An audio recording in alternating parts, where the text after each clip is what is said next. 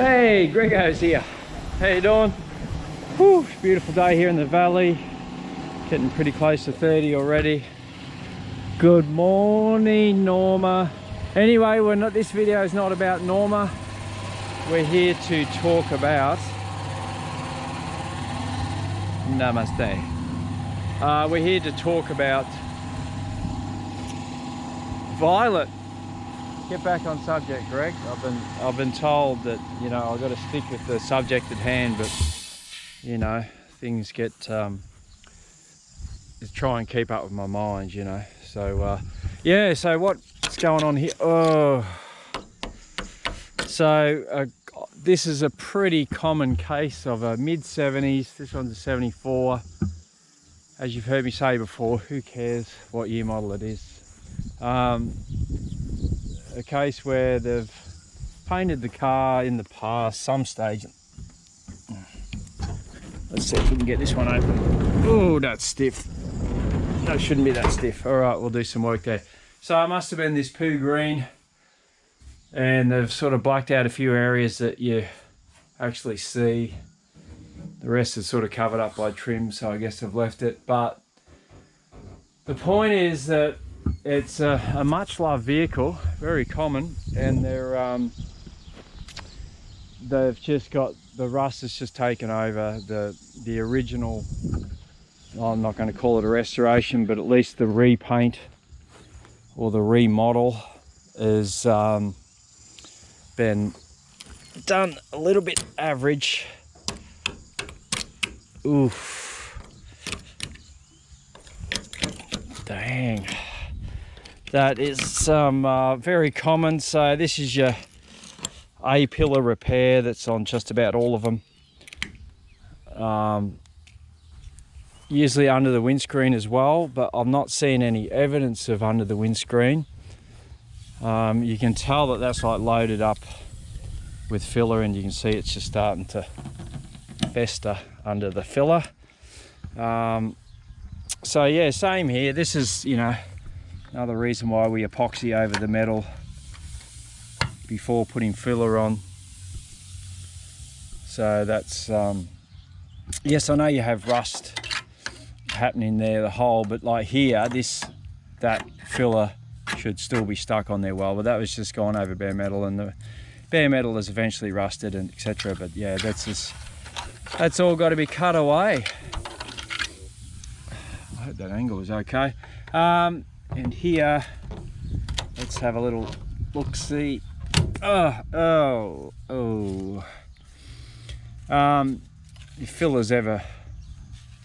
filler ever is popped off the car and it's like all rusty on the inside like that, then it's just very piss poor prep. You mind, Andrew? Bloody noisy, using the air while I'm trying to make a video. So yeah, you can see that this is also very common. The steps, the bottom of the dog legs. Actually, hang on a minute. The inside actually feels all right on this one. So it might only need an outer skin. So you've always got to check the insides out, because sometimes there's holes in there and then it gets all moisture and road grime in behind there. So another common spot on just about every Kombi is, yeah, behind here, and you know, across the back here. So we just cut the patches out, whatever we need to do, and weld new metal in there. So that will actually work out well if we've only got to do the outer of that. So try and leave as much original metal in as possible. So they all go here underneath. There's normally a step pad there, and the moisture gets in underneath and they just rust there, but that's not too bad. Looking at the floor in this one, looks good, maybe. Has got that black tar stuff, so it could be hiding something. Looks like there's a patch been welded in there, but that's a good thing. So there's a few holes where they didn't weld fully. But yeah, I noticed before when moving the car, like buggered bottom hinge on the pedal. That's pretty common too. Yeah, so we move along to here. Oof. So very common. Hang on, I'm trying to get too much off there. So yeah, more of the same, just clogging up over. Metal has just had a chance to get rusty, and then yeah, so that's all got to be cut away. And that will be like that just about all the way along. This is like, woohoo! Oh dear. The more you dig, the more you find. That is a serious hole in behind there. Oh, hang on. What's happening here? Let us see. Oh. Okay, there we are. Live action footage of yuck. Look at that. So this is what I would like to say.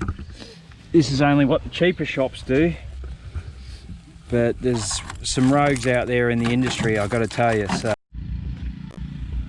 right, yeah, so that what we have here is crusty central. That whole top of that guard there is gone skis.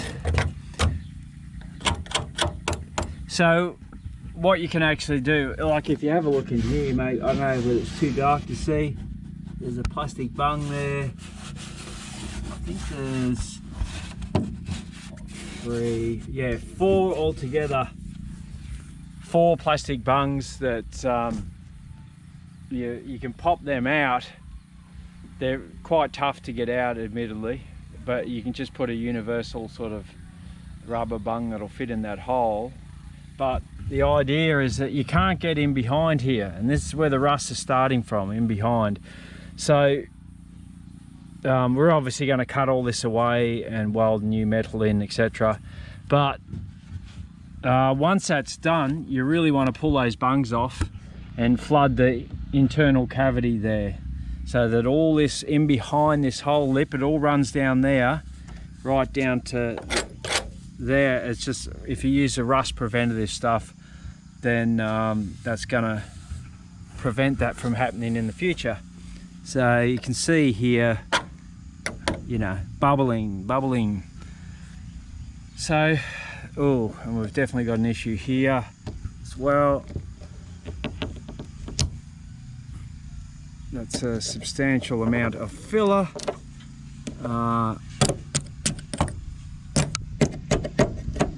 But you always gotta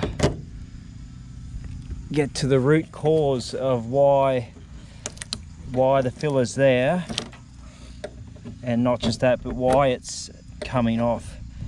That filler actually feels a little bit soft. So maybe there was just a layer. You can see there's multiple layers of filler there, but maybe when that was applied, it didn't harden up fully. Plus, again, it's over bare metal and the rust is starting underneath, because that's what it does. That's what it does. So yeah, anyway, that'll all be ground out, but I don't actually think there's a rust hole there. So let's talk about these. These look like generic, super cheap bonnet scoops. They look like the little ones that are on those GU patrols. And anyway, someone's like decided to do a few mods in this, and most people would say pretty unnecessary. They're not super, well, yeah, they are pretty visible, you know. So the Germans thought about it a lot, the engineers, and sometimes you just got to trust the German engineers. They knew what they were doing. They designed these for all climates, from 40 degrees plus to minus 40, literally. And these, if that vent was there, then that's big enough from the factory. You can see in the low lights, I've got a smaller rounded vent there that would let less air in. But once they switched up to the Type 4 motor, they obviously wanted to give it more air, larger capacity, get some more air flowing. But someone's decided to up the ante and add in more air again. So what's happening with that is, right, so one, you can see in there above the battery, they've just got basically a scoop bit of PVC plumbing, and it's, oh, okay, I can see another problem here already. Anyway, that's blowing air into the motor. And as all of you should know, there is supposed to be a screen over the top of this to stop leaves and crap getting in there. So that should definitely be fixed up. Put a screen on there, that's cool. And obviously a scoop on this side there. Oh, I didn't get the angle quite right on the camera. Scoop on that side is plumbed in through here and straight into the airbox. So they're basically force, you know, some would call it ram air effect and all that sort of thing, but I think it's just overkill on a stock motor. Like if you had a performance motor here and high compression and crazy turbo setups or whatever, where you just needed the extra cooling and whatever, you could see it being of a benefit. But this is basically the stock motor, so no point in it. Another thing I noticed just walking past under the car, we have a bare naked heater box there. So the outer skin on that is gone. The car will still run, of course, but that's basically not any good for the heating system, of course. So some would say, myself included, like I've just never bothered having heaters, even when I was in Victoria, but moved up here, it's like even less so a need for heaters. Yeah, so that heater box will need, like, it might need new heater boxes to be a complete thing. Oh, look, this one here, completely rusted out.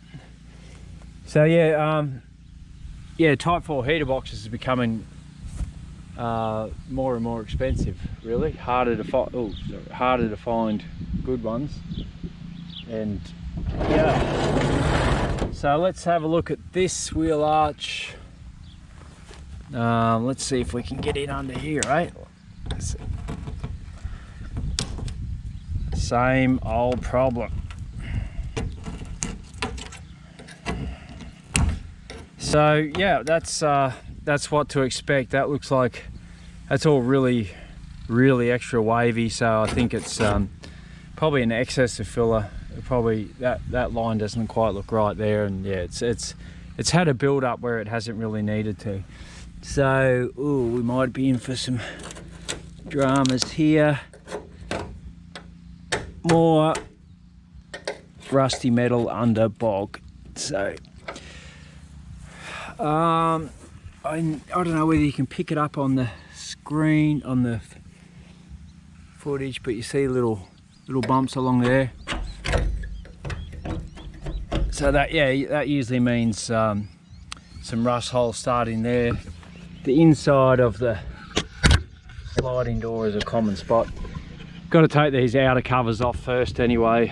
Like, the whole car's going to come apart and be sandblasted, but yeah, so we're gonna sandblast all the floor and pretty much everything. So let's have a look in here now. Another super common spot with Kombis is, yeah, always if you're gonna buy one, just make sure you get a look in under here. So that looks like same story as normal. Yeah, just see some rust there. Looks like they've even, you know, bashed it in. It's probably one of the dodgiest things that you see, is where you can see that there's been a bit of rust or whatever, and they more or less, it's like so wrong it's not funny, but they just tap it in with a hammer and then just fill over it. So that's quite possibly could be what was done here, because that fill is pretty thick. Yeah. So more cutting out, and I know you can buy these across here, but you know, we just fold our own. It's pretty basic stuff. So we've just got a basic bench folder, and that is all you need. So you can, yeah, and just get it all welded in place. Happy days. So I think we've pretty much covered it. This step doesn't look too bad. The floor on this side looks all right. Under the seats is great. So that's excellent. You see here, that's where the base of the pop top is riveted on or screwed on, and it's just starting to rust through at that point. So we've got a roof rack there. We've got to do a bit of work. So let me see what's going on here. Let's try and get this up, eh? Oh, interesting sort of buckle systems. I'm not real sold on those. Hang on. Let's see what we can do here.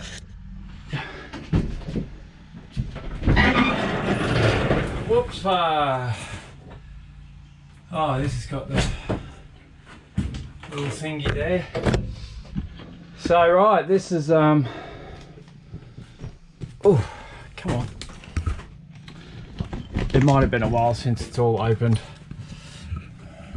Hang on a sec, I'm gonna put you down again.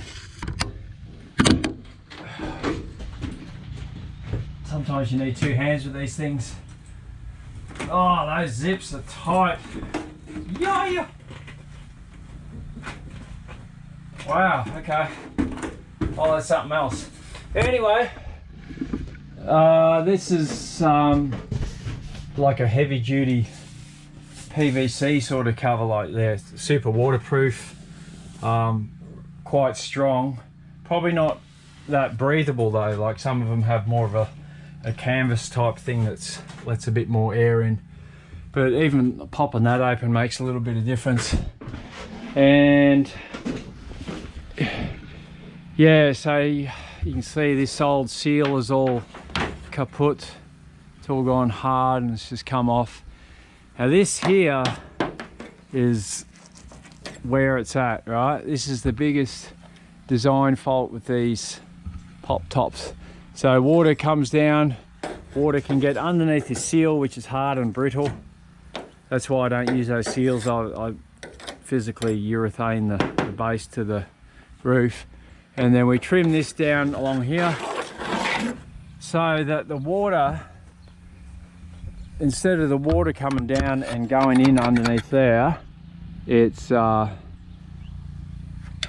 it just, if you trim this down and it's urethane right across, the water can still travel freely front and back, depends how the car is on an angle and all that. And this gap here, you know, that's the start of your problems. Water just comes in, usually at the front because you're driving in the rain.